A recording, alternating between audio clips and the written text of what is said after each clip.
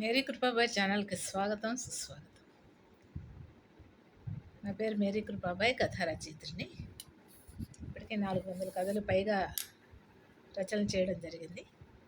So నా రచనల నుంచి కథాంజలి అనేటువంటి ఒక పుస్తకాన్ని వెలువరించడం కూడా జరిగింది.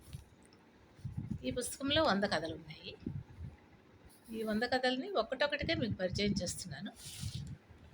ఈ క్రమంలో ఈరోజు మీకు పరిచయం చేయబోయేటువంటి కథ పేరు జీవితం ఏమిటి. కథా శీర్షిక జీవితం ఏమిటి. సో ఈ కథలో బ్రీఫ్గా జీవితాలు అనేవి ఎలా ఉంటాయి, అసలు జీవితానికి ఒక నిర్వచనం ఏంటి, అందులో లోటుపాట్లు ఉంటే వాటిని ఎలా అర్థం చేసుకోవాలి అనే విషయాలను నేను మీ ముందు ఉంచుతాను. ఓకే, చిన్న నేరేషన్. ఫస్ట్ పేరా. మల్లికార్జునరావు అనే అతను రెవెన్యూ డిపార్ట్మెంట్లో మంచి ఆఫీసర్ హోదాలో ఉంటాడు. ఆస్తి, అంతస్తు, ఐశ్వర్యం అన్నీ ఉన్నటువంటి మల్లికార్జునరావు గారు, అతనికి అన్ని వైపుల నుంచి డబ్బు వర్షంలా కురుస్తూ ఉంటుంది. ఒక్కడే కొడుకు సతీష్. అపురూపంగా పెంచుకుంటున్నారు మల్లికార్జునరావు, అతని సతీమణి రాధిక. సో సతీష్ని డాక్టర్ని కానీ, ఇంజనీర్ని కానీ, కలెక్టర్ కానీ ఏదైనా చేయాలి అని చెప్పే ఉద్దేశంతో వాళ్ళు ఉన్నారు. అయితే 10th క్లాస్ చదువుతున్నాడు ఆ బాబు. ఆ రోజు 10th క్లాస్ రిజల్ట్స్ వచ్చే రోజు అనమాట. ఎదురు చూస్తూ ఉంటారు కదా, రిజల్ట్స్ ఎప్పుడు వస్తాయి ఎప్పుడు రిలీజ్ అవుతాయని. సరే, ఆ రోజు మల్లికార్జునరావు తను రాధిక బ్రేక్ఫాస్ట్ ముగించుకుని టీవీ మీద కూర్చున్నారు. కొడుకు సతీష్ రిజల్ట్స్ గురించి మాట్లాడుకుంటూ ఉన్నారు వాళ్ళు. సతీష్ కూడా అప్పుడే నిద్ర లేచి ఫ్రెష్ అప్ అవ్వడానికి వెళ్ళాడు. అప్పుడు మల్లికార్జునరావు అంటాడు, రాధిక, బాబు సతీష్ మంచి ర్యాంకులో పాస్ అయితే కనుక, మంచి మార్క్స్ వస్తే వాడిని మంచి పేరున్నటువంటి కార్పొరేట్ కాలేజీలో జాయిన్ చేద్దాము. మన లక్ష్యం ఏంటో మనకు తెలుసు కదా, ఆ దిశగా అతన్ని ట్రైనప్ చేద్దాం అని చెప్పేసి అంటాడు. మన సతీష్ ఉన్నత స్థానంలో ఉండాలి అని మన ఉద్దేశం కదా, అందువలన మంచి మార్కులు వస్తే బాగుండు అంటాడు మల్లికార్జున. రాధిక కూడా భర్త అభిప్రాయంతో ఏకీభవిస్తుంది. నిజమేనండి, నేను కూడా అలానే అనుకుంటున్నాను. సతీష్ మంచిగా సెటిల్ అవ్వాలనేది నా ఉద్దేశం అని చెప్పేసి అంటుంది. ఇంతలో సతీష్ ఫ్రెష్ అప్ అయ్యి తల్లిదండ్రుల దగ్గరకు వచ్చి కూర్చుంటాడు. తర్వాత ఇంటర్నెట్ రిజల్ట్స్ రిలీజ్ అవుతున్నాయి. ఇంటర్నెట్లో ఓపెన్ చేసి రిజల్ట్స్ చూస్తారు. ఒక్కసారిగా షాక్ తింటారు. సతీష్ 35% మార్కులతో మాత్రమే పాస్ అవుతాడు. అయితే పాస్ అవుతాడు, 35%తో పాస్ అవుతాడు. కొడుకు మీద ఎక్కడలేని కోపం వచ్చేస్తుంది మల్లికార్జునరావుకి. కొడుకు మీద విరుచుకుపడతాడు. ఏరా సతీష్, నిన్ను అంత మంచి స్కూల్లో జాయిన్ చేశాను, అంత ఫీజు కట్టాను, లక్షల్లో కట్టాను, రోజుకొక కారులో స్కూల్కి పంపిస్తున్నాను. నీ చదువు ఇంత అందంగా ఉంటుందన్నమాట నాకు తెలియదు. అయితే ఈ సొసైటీలో నేను ఎలా తలెత్తుకుని తిరగలను, ముఖ్యంగా నా కొలీగ్స్ ముందు నేను ఎలా నిలబడాలి అని గట్టిగా అరుస్తూ ఉన్నాడు మల్లికార్జున. సతీష్ సైలెంట్గా తల ఉంచుకుని ఉన్నాడు. రాధిక మనసు కూడా బాధతో విలవిల్లాడింది. మంచి మార్కులతో పాస్ అవుతాడు అని అనుకున్న పరిస్థితిలో ఈ స్టాంపు మార్కులతో పాస్ అయ్యాడు కొడుకని చాలా బాధపడుతుంది. మరో 10 నిమిషాల తర్వాత రాముడు వాళ్ళ తోటమాలి వడివడిగా పరిగెత్తుకుంటూ వస్తాడు. కాస్త హడావిడిగా ఉంటాడు. ఏంటి రాముడు, ఏమిటి హడావిడిగా ఉన్నావేంటి అని చెప్పేసి అడుగుతాడు మల్లికార్జునరావు. రాముడు తోటమాలి తన మల్లికార్జునరావు బంగ్లా చుట్టూ ఉన్నటువంటి తోట అంతా కూడా తను చూస్తూ ఉంటాడు. బాబు గారు, నా కొడుకు గోపి మంచి మార్కులతో 10th క్లాస్ పాస్ అయ్యాడు. వాడికి 99% మార్కులు వచ్చాయి. అయితే స్టేట్లో ఫస్ట్ వచ్చేసాడు. టీవీ వాళ్ళు వచ్చి ఇప్పుడే ఇంటర్వ్యూ చేసుకోవడం కూడా జరిగింది. మార్కులు చూడండి బాబు అంటూ ఇంటర్నెట్ ఆ స్లిప్ చూపిస్తాడు తను రాముడు. అయితే మార్కులు చూసి ఒక్కసారిగా ఆశ్చర్యపోతాడు మల్లికార్జునుడు. అతని మనసులో ఈర్ష్య దొబూచులాడుతూ ఉంటుంది. పైకి మాత్రం నిన్ను అభినందిస్తున్నాను రాముడు అని మాత్రం అనగలుగుతాడు. తర్వాత అతడు అక్కడి నుంచి వెళ్ళిపోతాడు రాముడు. సతీష్ చూసావా, మరి మన నౌకరు కొడుకు స్టేట్ ఫస్ట్ వచ్చేసాడు. 99% మార్కులు తెచ్చుకున్నాడు. నీకు 35% మార్కులు వచ్చాయి. నువ్వు గొప్ప ఆఫీసర్ కొడుకువి నువ్వు. వాడేమో తోటమాలి కొడుకు. నువ్వేమో పంచపక్ష పరమాన్నాలు తింటున్నావు. వాడేమో పచ్చడి మెతుకులు తింటున్నాడు. నిజంగా నీకు సిగ్గులేదురా అసలు అంటూ నీరసించిపోతాడు మల్లికార్జునుడు. 5 నిమిషాల మౌనం తర్వాత భార్య రాధిక ఆ రాధికతో తన మనసులో మాట చెప్తాడు మల్లికార్జునుడు. రాధిక, ఆ నౌకరు కొడుకు స్టేట్ ఫస్ట్ రాకపోతే మాత్రం ఏమైంది? వాడి గురించి ఎవరు ఏమనుకోరు కదా. మన సతీష్ ఫస్ట్ ర్యాంక్ రాకపోతే మనకు బాధ కదా. ఫస్ట్ ర్యాంక్ వస్తే మనకు ఎంత గొప్పగా ఉండేది అంటూ వాపోతాడు మల్లికార్జునుడు. అవునండి, ఆ గోపికి చదువు అవ్వకపోయినా ఏ కూలి పనో చేసుకుంటాడు, బాగానే ఉంటుంది. సతీష్ అలా కాదు కదా అంటుంది రాధిక. అయిపోయింది. ఆ రోజు ఒకరోజు సతీష్ పుట్టినరోజు సందర్భంగా మల్లికార్జునరావు స్నేహితులు 10 మందిని పిలిచి లంచ్కి ఇన్వైట్ చేస్తాడు. రాధిక కూడా తన ఫ్రెండ్స్ని ఇన్వైట్ చేస్తుంది. సతీష్ స్నేహితులు ఫంక్షన్కి వస్తారు. పని ఎక్కువగా ఉండటం వల్ల పని మనిషి లక్ష్మి రోజంతా ఇంట్లోనే ఉండాల్సి వస్తుంది. పని మనిషి పేరు లక్ష్మి. అలా అలా ఉండమ్మా ఈ రోజంతా అని చెప్పి రాధిక ఉంటుంది. లక్ష్మి కూతురి పేరు గౌరీ. అయితే ఆ గౌరీ కూడా వచ్చేస్తుంది అనమాట ఫంక్షన్ కదా అని చెప్పి. అనుకున్నట్లుగానే ఫంక్షన్ చాలా ఘనంగా జరుగుతుంది, గ్రాండ్గా జరుగుతుంది. అతిథులందరూ చక్కగా లంచ్ చేసి వెళ్తారు. చివరిలో కొన్ని పదార్థాలు మిగిలిపోతాయి. వాటిని లక్ష్మికి ఇచ్చేస్తుంది రాధిక. లక్ష్మి వదనంలో చాలా కాంతిరేఖలు తలుక్కుమంటాయి. లక్ష్మి గౌరీ వెళ్ళిపోయిన తర్వాత మల్లికార్జునరావు రాధిక మళ్ళీ కాసేపు రెస్ట్గా కూర్చుంటారు. రాధిక ఏదో ఆలోచనలో పడిపోతుంది. అప్పుడు మల్లికార్జునరావు అంటారు, లక్ష్మి ఏంటి, రాధిక ఏంటి అలాగా ఏదో ఆలోచిస్తున్నావు అని చెప్పేసి అంటాడు.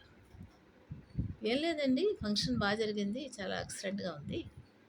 ఆ లక్ష్మి ఆరోగ్యం గురించి నేను చూస్తున్నాను. మన పరమనిషి లక్ష్మి అసలు ఎన్ని తిన్నా అరిగిపోతుంది అమ్మాయికి.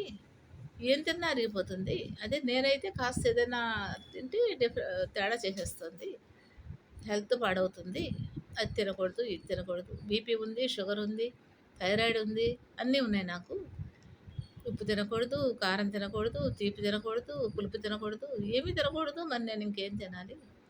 ఆ అమ్మాయి ఏమో పని మనిషి, ఇవి మనం మిగిలినవన్నీ తీసుకెళ్తుంది. చక్కగా నేను ఇస్తాననుకోండి, తీసుకెళ్ళి అన్నీ తినేస్తుంది.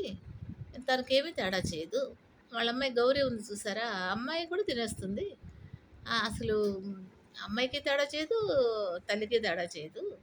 ఏంటి చాలా విచిత్రంగా ఉంది అని చెప్పేసి అంటుందన్నమాట. ఏంటి ఈ సంపూర్ణమైన ఆరోగ్యం, మంచి హెల్త్ ఆ పని మనిషికి ఇవ్వకపోతే దేవుడు నాకు ఇవ్వచ్చు కదా. ఉన్నాయని నేను తినేదాన్ని, కానీ వాళ్ళకి లేనివన్నీ వాళ్ళు తింటున్నారు అని చెప్పేసి బాధగా అంటుంది రాధిక. అవును రాధిక, లక్ష్మి కూతురు గౌరీ కూడా ఎంత ఆరోగ్యంగా నవనవలాడుతూ ఉంటుంది. మరి మన సతీష్ ఉన్నాడు, వీడికి ఎంత టేస్టీగా చేసి పెట్టినా కూడా వీడేమీ తిండు. ఇదేంటో శాపంలాగా ఉంది. అసలు ఏమి తిండు వీడు, అలా బక్కచిక్కిపోయి అయిపోయాడు అని చెప్పేసి ఉన్నా కూడా తింటలేదు వీడు అని అంటాడు. సతీష్ ఏమో కాసేపటికి తల్లిదండ్రుల దగ్గరకు వచ్చి కూర్చుంటాడు. వీళ్ళ సంభాషణ అంతా కూడా ఆల్రెడీ విన్నాడు. వీళ్ళు మాట్లాడుకునే టాపిక్ అర్థమైంది. అప్పుడు సతీష్ తన మనసులో మాటలు, ఆలోచనలు వాళ్ళ ముందు ఉంచుతాడు. డాడీ, మాధవ్ అని నా స్నేహితుడు ఒకతను ఉన్నాడు. వాళ్ళ నాన్న కూలి పని చేస్తూ ఉంటాడు. కానీ ఆ మాధవ్ పాట చాలా స్వీట్గా పాడతాడు, చాలా బాగా పాడతాడు. బాలసుబ్రహ్మణ్యంలా పాడతాడు. ఆల్మోస్ట్ చక్కటి గొంతు అని చెప్పి, అంత పేదవాడికి అంత మంచి గొంతు ఎలా వచ్చిందో తీయని స్వరం ఉంది అతనికి. అతని పాటలంటే నాకు చాలా ఇష్టం డాడీ అని చెప్పేసి కొద్దిగా ఒక రకమైన జాలసీతో మాట్లాడతాడు సతీష్. నిట్టూరుస్తాడు మల్లికార్జునరావు. తర్వాత రాధిక అంటుంది, ఎదురింటి వాళ్ళకి ఒక అమ్మాయి ఉంది కదా, చక్కగా ఉంటుంది అమ్మాయి. అబ్బాయి కూడా ఉన్నాడు, ఆ అబ్బాయి కూడా చాలా చక్కగా ఉంటాడు. అటువంటి చక్కటి అందమైన పిల్లలు మనకు కూడా ఉంటే బాగుండేది అంటుంది రాధిక. మళ్ళీ నిట్టూరుస్తాడు మల్లికార్జున. మళ్ళీ అంటాడు, రాధిక మా ఆఫీస్లో క్లర్క్కి ఆడపిల్లలు ఉన్నారు, చక్కటి ఆడపిల్లలు వాళ్ళు, మనకైతే ఆడపిల్లలు లేరు అని చెప్పి కొద్దిగా జస్ట్ ఈర్ష్యతో అంటాడనమాట మల్లికార్జునరావు. కాసేపు అయిన తర్వాత మల్లికార్జునరావు స్నేహితుడు, కొంచెం చాలా పెద్ద వయసు అయింది, పెద్దవాడు, వృద్ధాప్యం దగ్గరకు వచ్చింది. అతను పేరు కైలేష్ నాథ్. ఆ కైలేష్ నాథ్ మల్లికార్జునరావు ఇంటికి వస్తాడనమాట. మల్లికార్జునరావు సాధారణంగా ఆహ్వానిస్తాడు, ఆతిథ్యం ఇస్తాడు. ఏదో పెన్షన్ పని మీద ఈ ఊరు వచ్చాను మల్లికార్జున్, కాసేపు మీ ఇంట్లో ఉండి వెళదాం అనుకున్నాను అని అంటాడు. అనేసి చాలా సంతోషం అండి అంటాడు మల్లికార్జునరావు. ఆ కుటుంబ సభ్యులతో చాలాసేపు ముచ్చటిస్తాడు కైలాష్. మాటల సందర్భంలో మల్లికార్జునరావు ఏమంటాడంటే, నా కుటుంబంలో చాలా కొరతలు ఉన్నాయి అని చెప్పి, సతీష్కేమో చదువు అవ్వలేదు, రాధికకేమో ఒంట్లో బాగుండలేదు, తర్వాత అమ్మాయిలేమో లేరు మా ఫ్యామిలీలో, ఇవన్నీ ఏమిటో అక్కడక్కడ లోపాలు కనిపిస్తూ ఉన్నాయి, తను సంపాదించిన సంపాదన అంతా కూడా వేస్ట్ అవుతుంది అని చెప్పేసి అంటాడు మల్లికార్జునరావు. అయితే అప్పుడు వచ్చిన ఆ స్నేహితుడు కొంచెం వృద్ధాప్యంలో దగ్గరలో ఉన్నవాడు. అతని యొక్క అనుభవాల సారం అనమాట, మంచి ఎక్స్పీరియన్స్డ్ పర్సన్. అతను చెప్తాడు, ఎలా చెప్పాలో అలా చెప్తాడు. అసలు ఏమిటి జీవితం అనేది, ఎందుకు ఇలా జరుగుతుంది, ఎక్కడ లోట్లు వస్తున్నాయి, లోటుపాట్లు ఉన్నాయి, ఎక్కడ వృద్ధి ఉంది, ఎందుకు ఉంది, ఇదంతా చెప్పొచ్చేస్తాడు జ్యోతిష్యం చెప్పినట్టు. బాబు మల్లికార్జునరావు సృష్టిలో ఉన్న అందం, ఆనందం, ఐశ్వర్యం, ఆస్తి, అంతస్తు అంతా మనకే కావాలనుకుంటే అది పొరపాటు. భగవంతుడు ఒక్కొక్కరికి ఒక్కొక్క వరాన్ని ఇస్తాడు, కానీ అన్నీ తనకే కావాలనుకుంటే కనుక అత్యాశ అవుతుంది. భగవంతుడు నీకు ఏమిచ్చాడు? డబ్బు ఇచ్చాడు, మంచి సంపద ఇచ్చాడు. రాముడికి ఏమిచ్చాడు? పేదరికాన్ని ఇచ్చిన మంచి తెలివైన కొడుకునిచ్చాడు. చీకటిమయమైనటువంటి రాముడి జీవితంలో ఆ గోపిని చిరుదివ్వలాగా వెలిగించాడు. పని మనిషి లక్ష్మికి ఏమీ లేదు, తన జీవితంలో విలువైన ఏమీ లేవు, కానీ మంచి ఆరోగ్యం ఇచ్చాడు ఆవిడకి. ఒక వ్యక్తి వంట బాగా చేస్తే మరొక వ్యక్తి పంట బాగా పండిస్తాడు. అన్ని నైపుణ్యాలు ఒక్కరి సొంతం కావు.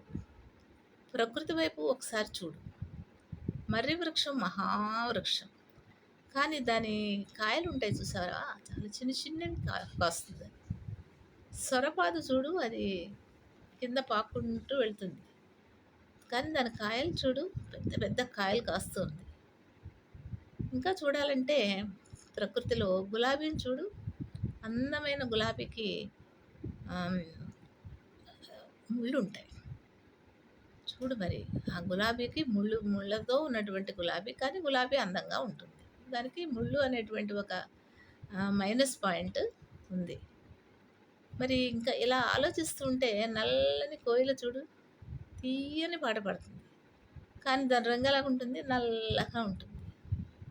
ఇట్లా ఆలోచిస్తూ వెళ్తుంటే అష్టైశ్వర్యాలు, సుఖ సంతోషాలు అన్నీ మనకే ఉంటే కనుక, ఒక వ్యక్తికి అన్నీ మంచి మంచివన్నీ ఉంటే అది ఎలా ఉంటుందంటే నరకంలా ఉంటుంది. అది ఎప్పుడైతే కష్టాలు, ఆపదలు, లోటుపాట్లు, లోపాలు, అంతరాయాలు, ఇబ్బందులు, బాధలు ఇవన్నీ కూడా ఉంటాయో అప్పుడు జీవితం తీయగా ఉంటుంది అంటూ చెప్తాడు కైలాష్. అప్పటికి జీవితం అంటే ఏమిటనేది ఎగ్జాంపుల్తో చెప్తేనే మల్లికార్జునరావుకి అర్థమవుతుంది. పేదవాడైన రాముడికి కొడుకు గొప్ప జ్ఞానంతో ఎందుకున్నాడో, మిగిలిన ఆహార పదార్థాలన్నీ, చద్ది పదార్థాలన్నా తింటున్న పని మనిషి లక్ష్మి సంపూర్ణ ఆరోగ్యంతో ఎందుకుందో, కూలివాని కొడుకు స్వరచక్రవర్తిలాగా ఎందుకు రూపాంతరం చెందాడో పూర్తిగా అర్థమై జీవితం ఏమిటో, అంటే ఏమిటో తెలుసుకోగలిగాడు మల్లికార్జునరావు. ఈ కథ ఇది కథ. ఈ కథ ధ్యాన అయింది. మరి ఈ కథలో చక్కటి సందేశాన్ని నేను పొందుపరచడం జరిగింది.